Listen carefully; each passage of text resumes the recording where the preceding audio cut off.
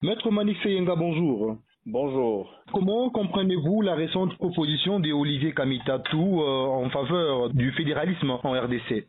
Moi je comprends la position de Monsieur Olivier Kamitatou qui s'inscrit pratiquement dans la logique sécessionniste de Moïse Tshombe, qui voudrait à tout prix la création d'un État indépendant du Katanga. C'est un esprit balkanisateur, c'est un esprit divisionniste et c'est un esprit qui ne s'inscrit pas dans la logique de l'unité nationale qui est une des grandes valeurs cardinales de la constitution de notre pays. Le fédéralisme à ces stades ne correspond pas avec l'esprit des animateurs qui aujourd'hui veulent la division du Congo et la création d'un autre État du Katanga dans l'idée de pouvoir partager les richesses minérales du Katanga au détriment du reste de notre pays. Et donc je suis contre le fédéralisme parce que c'est une idée qui ne permettrait pas le Congo à se reconstruire et à consolider davantage la valeur de l'unité nationale. Quelle est, selon vous, la portée juridique et politique d'une telle proposition dans les contextes actuels du pays? Mais puisque vous parlez de la portée juridique, le fédéralisme, c'est un système qui consacre l'autonomie des États fédérés sur le plan administratif, sur le plan législatif et même sur le plan politique. Je prends seulement l'aspect législatif et je prends la dimension constitutionnelle. Dans un État fédéral, la Constitution est scindée à deux niveaux. Il y a l'ordre constitutionnel qui dépend de la Constitution d'un État fédéral et l'ordre constitutionnel qui dépend de la Constitution ou des constitutions des États fédérés. Ça veut dire dans un État fédéral, on a des constitutions fédérées et on a une constitution fédérale. Ce qui voudrait dire dans une constitution fédérale, il y aurait des matières qui sont réservées à la constitution fédérale et il y aurait aussi des matières qui sont réservées aux constitutions fédérées, c'est-à-dire les constitutions des États fédérés.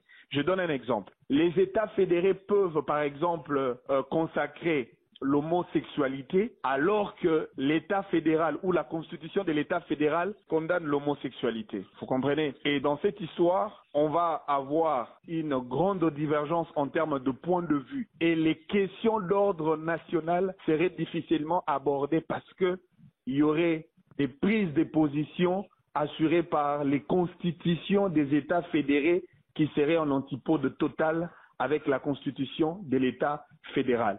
Ce qui constitue un très grand danger pour l'avenir même de notre pays. Ça, c'est sur le plan juridique. Et même sur le plan économique, ici, on parlerait du capitalisme katangais. Parce que les richesses consacrées pour le Grand Katanga seraient une affaire exclusive de Katangais au détriment du reste de communautés de la République démocratique du Congo. Que dans ce fédéralisme-là, les Katangais vont se contenter de leurs richesses et leurs richesses ne seront pas partagées avec les autres provinces ou les autres États fédérés. Parce que vous avez parlé de la Constitution, est-ce que le fédéralisme est-il compatible avec la Constitution actuelle de la RDC? Pas du tout, parce que la Constitution actuelle consacre le principe de l'unitarisme, la forme de l'État unitaire fortement décentralisé. Nous avons le pouvoir central qui donne l'impulsion sur les provinces et sur les entités territoriales décentralisées. Et dans un État unitaire décentralisé, les mécanismes se font soit sur le plan de transfert et des délégations de pouvoir. On donne une autonomie administrative et financière aux entités territoriales décentralisées, mais qui dépendent à une certaine mesure du pouvoir central, et c'est même ça le caractère unitaire consacré dans la constitution de notre pays. Et cela se fait à tout le niveau. Même sur le plan constitutionnel, l'unité nationale est consacrée du point de vue de la Constitution parce que la Constitution a une primauté sur tout le texte juridique faisant partie de la législation congolaise. C'est comme ça que même dans un contentieux, il est possible de soulever l'exception d'inconstitutionnalité pour privilégier une disposition de la Constitution sur une disposition légale. Mais ce qui ne serait pas le cas dans un fédéralisme qui donne la primauté à la constitution d'un État fédéré, pas forcément à la constitution d'un État fédéral.